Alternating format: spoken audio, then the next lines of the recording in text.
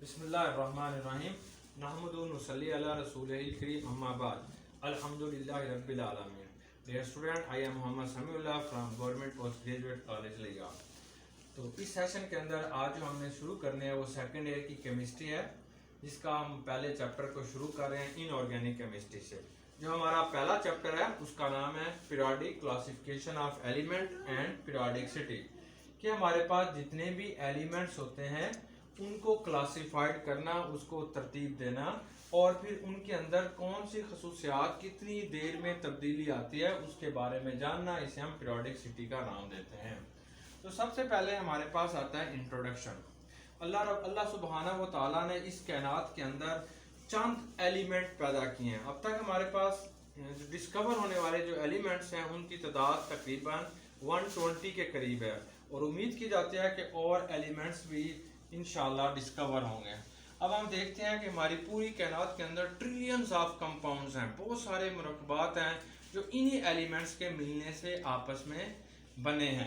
मसलन जैसे हम जानते हैं, अब ये एक एलिमेंट ऑक्सीजन है, इसके साथ ये एक हाइड्रोजन है। अगर आप ऑक्सीजन और हाइड्रोजन को मिलाते हैं तो ये पानी बन जाता है, यानी डाई हाइड्रोजन मोनोऑक्साइड बनता है। ज़िंदगी के लिए इंतहाई ज़रूरी होता है, इसके बगैर ज़िंदगी नामुमकिन है। अगर ऑक्सीजन की कंसंट्रेशन बढ़ जाए तो ये हमारे पास जो चीज़ बनती है हाइड्रोजन परऑक्साइड, ये पॉइजन होता है, ये जहर होता है और इसे हम इस्तेमाल कर ही नहीं सकते, यानी ज़िंदगी के लिए ये नुकसानदेह है।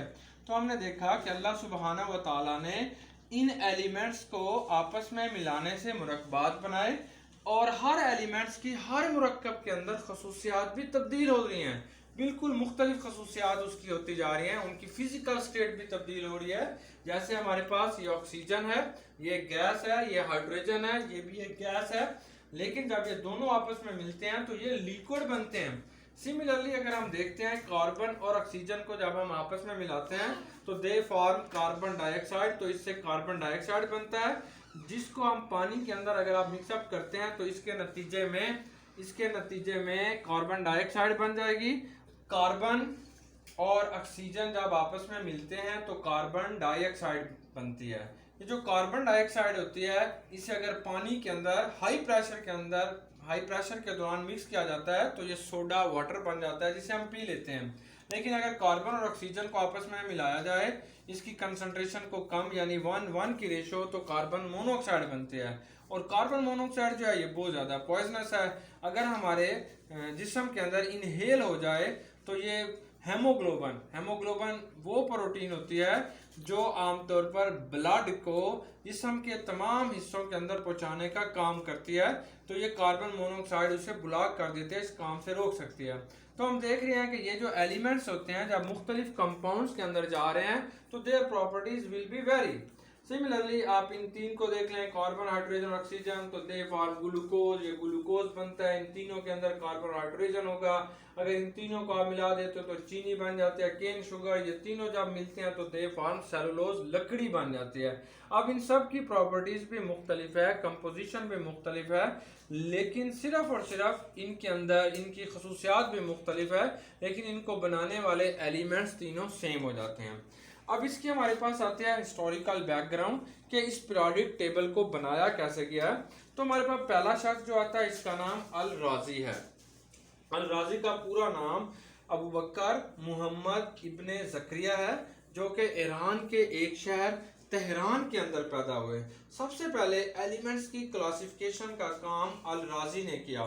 इन्होंने ऐसे किया कि डिफरेंट केमिकल सब्सटेंसेस को तरतीब दी कि जिनकी प्रॉपर्टीज एक जैसी थी उनको एक ग्रुप के अंदर तरतीब देते गए। मतलब यह है कि इन्होंने मेटल्स और नॉन मेटल्स को अलग किया, ये इनका काम था। इसके बाद दूसरा जो है, इसी के अंदर एक और शख्स आते हैं, दो ब्राइनर्स ट्राइएड्सलाफ, ये एक जर्मन केमिस्ट थे। इन्होंने 1829 के अंदर एलिमेंट्स को जिनकी प्रॉपर्टीज एक जैसी थी उनके तीन ग्रुप बनाए। तो उस वक्त इन्होंने एलिमेंट्स को एटॉमिक मासिस के लिहाज से तरतीब दिया। तो अब ये सवाल आता है कि ये एटॉमिक मासिस के लिहाज से क्यों तरतीब दे रहे हैं। तो ये 1808 की बात है जब जॉन डाल्टन ने पहली दफ़ा एटॉमिक थ्योरी पेश की थी। तो उन्होंने ये बात कही थी कि ये जो एलिमेंट्स होते हैं, एक elements consist of different atoms, वो मुख्तलिफ एटम्स पर मुश्तमिल होते हैं और उनकी प्रॉपर्टीज एक दूसरे से मुख्तलिफ होती हैं, और उन्हें बताया इसलिए मुख्तलिफ होते हैं क्योंकि इनके एटॉमिक मास मुख्तलिफ होते हैं। तो इसलिए दो ब्राइनर्स जो था ये एटॉमिक मास के ऊपर काम कर रहा था। इन्होंने अपने दौर के अंदर सिर्फ 3 सेट बनाए। मसलन इन्होंने लिथियम, सोडियम और पोटाशियम को अरेंज किया। अब लिथियम का एटॉमिक मास जो है वो आपके पास 7 है, पोटाशियम का एटॉमिक मास 39 है। तो अगर इन तीनों को आप देखते हैं, इन दोनों का अरिथमेटिक मीन लेते हैं तो वो 23 आता है। That is the atomic mass of sodium. तो ये सोडियम का एटॉमिक मास है। यानी दो ब्राइनर्स को अगर हम एक्सप्लेन करते हैं, क्या इसका जो लॉ है वो ये है कि arrange the elements in the form of triads group. Similarly इसका दूसरा जो सेट है वो बेरिलियम, मैग्नीशियम और कैल्शियम पर मुश्तमिल है। अगर बेरिलियम और कैल्शियम का एटॉमिक मास लिया जाए तो इसका जो आप अरिथमेटिक मीन लेते हैं तो वो 24 होता है। That is the atomic mass of magnesium. Similarly जो हमारे पास तीसरा सेट होता है वो क्लोरीन, ब्रोमीन और आयोडीन का है। अगर क्लोरीन और आयोडीन का अरिथमेटिक मीन लिया जाए तो वो 79 बनता है। That is the atomic mass of bromine. तो ये ब्रोमीन का एटॉमिक मास है। तो दो ब्राइनर्स के दौर के अंदर जो एलिमेंट्स थे वो चंद एक थे, इसलिए इन्होंने सिर्फ 3 सेट बनाए। तो इनके दौर में सिर्फ ये 3 ट्राइएड्स ग्रुप थे। फिर हमारे पास 1864 का ज़माना आ जाता है। तो ये जॉन न्यूलैंड्स है। तो इस लॉ को हम कहते हैं John Newlands law of octaves. इन्होंने एलिमेंट्स को जो है वो 8-8 के ग्रुप के अंदर तश्कील दी, यानी 8-8 का एक ग्रुप बनाया। न्यूलैंड्स जो था इनको थोड़ी सी इंटरेस्ट थी मौसीकी के अंदर। तो मौसीकी का एक कानून है कि हर 8वीं जो सुर होती है वो बिल्कुल वैसी होती है जो उसकी पहली होती है। 8वीं के बाद वो सुर वैसी आ जाती है टू फर्स्ट वन। तो इन्होंने जो अपना लॉ पेश किया वो भी उसी बेस के ऊपर अपना लॉ पेश कर रहे हैं जिसे हम लॉ ऑफ ऑक्टेव्स कहते हैं। He also arranged the element according to their increasing order of atomic mass such that every 8 element have similar properties to its first one. Just like जैसे लिथियम है, अगर आप काउंट करते हैं ये 1 2 3 4 5 6 7, तो ये इसका 8वां है। तो इन दोनों की प्रॉपर्टी सेम है। जस्ट लाइक बेरिलियम और मैग्नीशियम, तो यहाँ से अगर काउंटिंग करेंगे तो ये 1 है और ये 2 3 4 5 6 7 8। तो beryllium has similar properties to magnesium. Just like boron has similar properties to aluminium. Carbon silicon से और नाइट्रोजन फास्फोरस से, ऑक्सीजन सल्फर से, फ्लोरीन और क्लोरीन की प्रॉपर्टीज एक जैसी थी।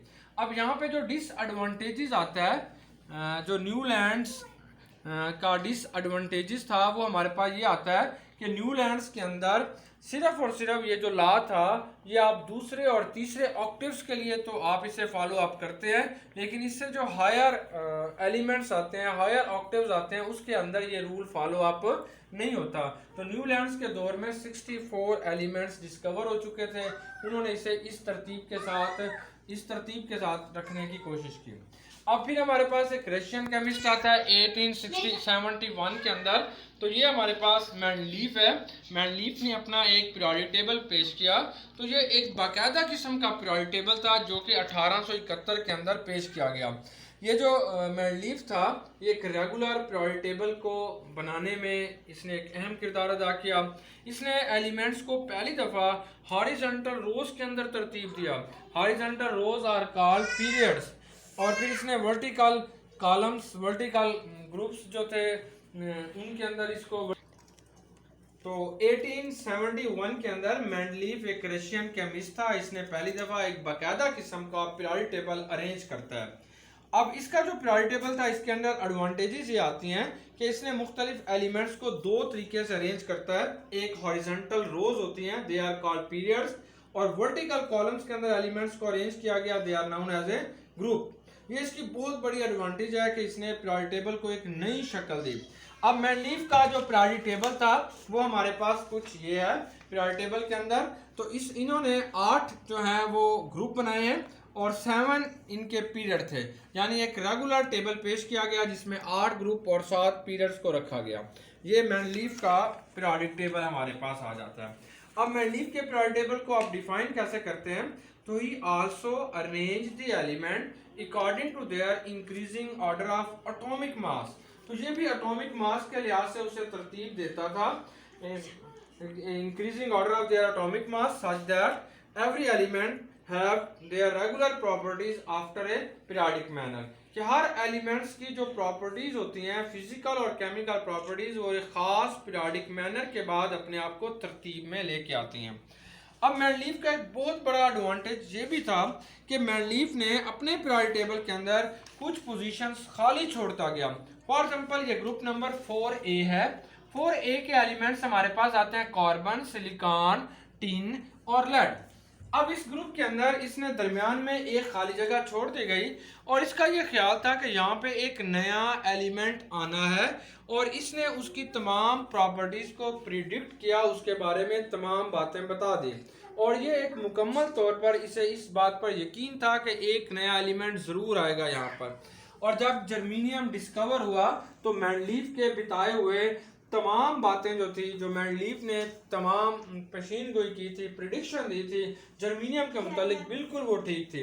तो इस तरीके से वो जो एलिमेंट्स था उसको आप जर्मीनियम डिस्कवर हुआ तो जर्मीनियम को सिलिकॉन की नीचे यानी कि इस जगह उसको रखा गया और इसकी प्रॉपर्टीज बिल्कुल वैसी थी जो हमें मेंडलीफ ने बताई थी। शुक्रिया, थैंक यू सो मच।